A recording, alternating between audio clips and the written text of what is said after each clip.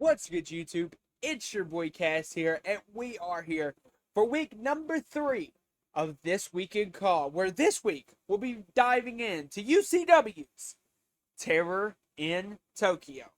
So without further ado, let's get into the matches.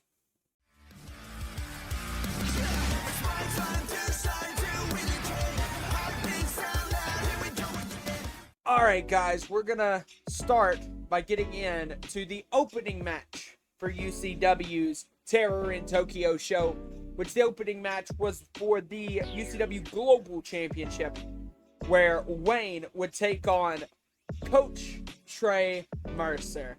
And this is my second match of Trey's that I reviewed. Trey and me have had conversations in the past. There's a Creator Insight episode that I would love for y'all to go to watch. And also on the channel, just look in the Creator Insight playlist. He's a guy in the community that really has a lot of inspiring things that he wants to do with his character, and is overall, just from what I've seen from talking to him myself and from what I've heard from things he's talked about in the community and stuff, is just overall really a good person. So this match, I was excited to get into more of stuff with Trey, and seeing him on this card was something I was really happy to see. And Trey's character always brings the energy. That's kind of a big thing with Coach. And one thing I did like seeing from Wayne is that both Coach and Wayne were bigger guys, so it was a completely different altercation to really what you see from an opening match in my mind. Like, opening matches are meant to be like super fast paced. While this match was super fast paced, it wasn't fast paced in the same way like a cruiserweight match would be. This was fast paced, hard hitting, bigger guys just going at it, and it looked like it would be in real life a really competitive fight. So that I absolutely loved. There was a scene where Mercer hit his comeback, which I really enjoyed a lot. The outside involvement was a good way to tell the story that was being told there between Wayne, Mercer, and Fontaine. So overall, good story there. There was a false finish where Wayne almost beat Mercer after the outside interference, which I really liked, which was a callback to a former match that Wayne and Mercer had where the outside interference had led to Wayne beating Mercer. So overall, the surprise at the end was a cool concept. I'm not going to give that out right now, but overall, a really good opener. And I'm going to make the statement that that was the best opener that we have seen so far on This Week in CAW. And that is going to get a 4.5 out of 5. Excellent match from Trey and Wayne. Good ups, Coach. So next, we're going to get into the World Tag Team title match between FCS and DXGS. Now, I've said before in these reviews that I'm not the biggest fan of tag team matches in CAW, and this kinda is a good example of that. This one did showcase some really cool things, and I thought that UCW in both of their tag matches, the one I'll get to later tonight and later in this review, and then this one, did tag matches really well, and it's something I really haven't seen before from CAW, and I think both teams had a lot of chemistry. The double tope spot was really sick, something you would have seen in your normal tag match on WWE, AEW, what have you. And the misconnection was something you would see, like I said, on a WWE or AEW, which I always feel like is really missing, is that realism in tag team matches on just 2K's game in general. But overall, really happy with the tag team match. With this one especially, and especially the one we'll get into later. This match is going to get a 4 out of 5. A excellent tag match, and these first two matches have been really impressive to me so far, and we'll get into later. This show really blew me away. So next, sorry if I sound a little congested, been dealing with a little bit of being sick, but UKW is going to keep on keeping on. Make sure you tune in this Sunday for UKW Smash 4, which is kind of the reason we've kept on this Tokyo theme with Rise, Battle of the Rising Sun from RHW, and then Terror in Tokyo from UCW, and then we have Smash 4, which is in Tokyo. as well. So, Bill Moriarty and Peligro street fight. As a fellow creator, I've really struggled with street fights and all this, and I feel like they should always start really fast-paced. This match did that in spades. The quick attack on Moriarty from Peligro. The use of the brass knuckles was also a really cool spot. That happens a bit later in the matchup. And then the reversal, there was multiple reversals that were really sick. There's a shooting star, so there's a table set up on the outside with Moriarty on it. And Peligro does a shooting star press from the inside of the ring to the outside on the floor, which just instantly, for me, gave me AJ Styles, Dean Ambrose, TLC flashbacks. And as a big fan of that era of SmackDown, really, really popped me. The ripoff of the mask by Moriarty was a really innovative spot as well. And continuing on, UCW continues to shock me, really. And 4 out of 5 for this match as well. Every match so far has just been fantastic. I've really enjoyed it. So, the next match was Shay versus Heather Ray versus Celeste Mota. And this match was originally scheduled to be a triple threat, but earlier in the show we see Shay get taken out by some mystery attackers. So it brings it back into a one-on-one between Heather and Celeste.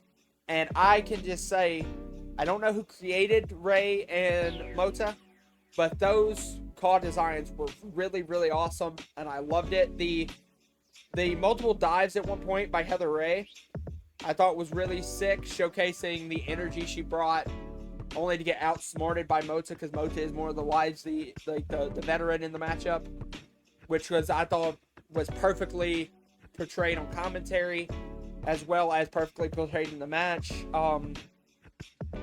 And then we get the outside involvement from the women that took out Shay earlier in the night. I felt like this match is a kind of more than the other matches, was kind of more a setup match than anything else on the card. I feel like this match typically is setting up for something in the future, and I absolutely love that. I love when matches do that, when they use matches to elevate stories further. 3.5 out of 5. Loved everything they really did. It's just, this match, with it being a setup match, this is kind of the ceiling. Like, this is kind of as high as you're going to get, because you don't get like a definite finish or anything, because it's setting up for a better story long term. So 3.5 out of 5, not a bad match at all. Just really excited to see where UCW could take the story in the future. So now the match that completely knocked my socks off, which was Brian the Brain and Rashad Wyatt versus David Blake and DJ Black. So first of all, the opening promo package was the best of the entire show. Absolutely impeccable. I just absolutely, like, UCW does some really good promo packages. That was the best one. And then also, this being a tag match, you already had 2 on the card, so they couldn't be too similar. This match was completely different than the other one. The attack on Brian early was a fantastic way to start it as well, and then you had Wyatt run out and him carry the equalizer, which it was said on commentary that this match very much felt like a more of a free-for-all, and I 100% got that as a viewer of it. There's a spot where there's a suicide dive that takes out both Blake and Black, which I thought was really cool. There's also a spot where Wyatt and Brian lock in dual FTFs. That was really cool as well. Absolutely amazing ending to the match overall. And to me, as far as a tag match is concerned, that's the best you can get. That's the best CAW tag team match I've ever seen. And from that narrative, and based on the rest of the card, I have to give this a 5 out of 5. The only match besides Moonbeam and Cody Hale from SWW on the verge to receive a 5 out of 5 so far. So next, our next match was for the YouTube Championship, between Comeback Kid X and Alexander Henry. Comeback Kid X has been a character I've heard people mention, I've seen, and I've never personally had a chance to watch him before, so this was my really first exposure to that. But one thing I have noticed from what I've seen on Twitter, X, is he always comes with unique offense, and this was exactly what I saw in this match. Very hard hitting between him and Henry. Henry didn't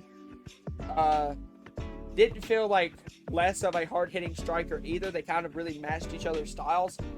I really like the ending to this match as well. But once again, trying not to spoil as much as possible, because I do recommend y'all go and watch these shows that I'm reviewing. Overall, I feel like it could have been a little bit longer, but I'm happy with it overall. This one is also going to get a 3.5 out of 5. And now we're going to head into what was overall, to me, a really cool match and a really cool concept, which was the Jose Carter versus Matthew Storm story for the Undisputed Championship. The promo package in this match really almost rivaled the Brian and Rashad story earlier. This promo package was really sick as well, and again, 5 out of 5 stars for UCW on their promo packages. Absolutely incredible.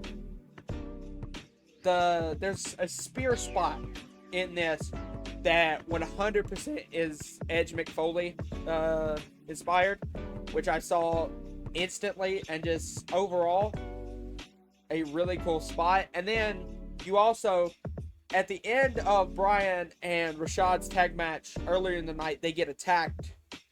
That ends up reappearing in this match because Rashad and Brian get involved later in the matchup, and then so that's a cool thing to see. And then with all the outside involvement from multiple different characters, we end up seeing a capitalization that really tells a very unique story, a great heel character way to win, and overall just a fantastic closeout, because it, as a viewer, leaves me wanting to figure out what happens next. And as a wrestling product, as a CAW show, that should be your main focus, is to make your viewer be like, damn, I want to know what happens next. So UCW was one of the shorter cards I did, only 7 matches in total, but overall a fantastic show. Great, one thing I could say, great promo packages, very unique tag team matchups, but they put a lot of effort into making their tag team matches different that they had on the card. They had 2. So each match was made to be very different. They didn't want to do the same sort of match.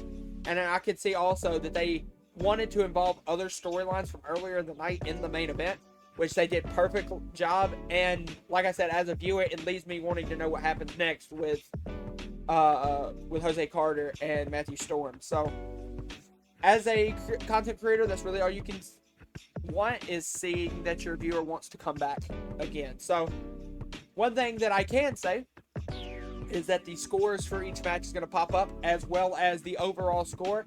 And this match, this show from UCW, now has the overall highest score of any card we reviewed, with passing SWW on the Merge round 2, and which, if I'm being completely honest, I didn't see coming, because UCW has been a show I've seen before, but in bits and pieces. Sitting down watching this complete show from top to bottom absolutely blew me away, and I fully recommend any CAW fan to go check out their content. Well, anyway, guys, remember to check in tomorrow for Creator Insight with Geek, the former UKW World Tag Team Champion, as well as Sunday, we will have our very own take on a Tokyo pay-per-view with UKW Smash. So if you guys would love to check in, Sunday, 5 p.m. CST, make sure you do. This has been your boy Cass. I'm out. Bye, guys.